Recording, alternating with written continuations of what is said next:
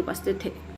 मेहनत किए बहुत साल से, ऐसा क्यों हुआ है? हर कोई कॉलेज नहीं होता, यहाँ का प्रोफेसर क्या ये सब क्यों हुआ है ऐसा हम लोग के साथ? जब लोग हम टाइम से यहाँ आए हैं, फिर ऐसा नहीं होना चाहिए। लड़की पे प्रशासन को हाथ नहीं उठाना चाहिए। फिर लड़की को क्यों मारा ये लोग?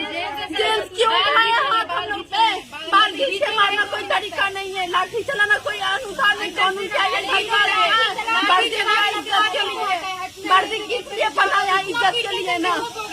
हम लोग एग्जाम देने आए थे ना, लड़की को मारना नहीं था। हम लोग 8 बजे नहीं 7:30 बजे से लाइन में लगे, फिर क्यों घुड़ा दी? लेगा उसका गलती है, वो चेक नहीं कर रही थी जल्दी जल्दी। हम लोग का कोई गलती नहीं है, क्वेश्चन अंदर नहीं दिया जाता।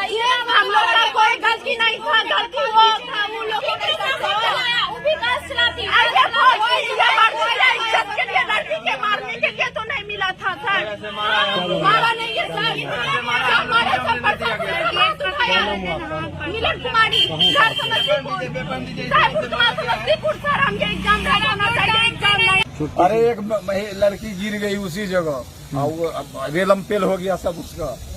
और उसको हम बचाने के लिए उसको घेरे रखे हम।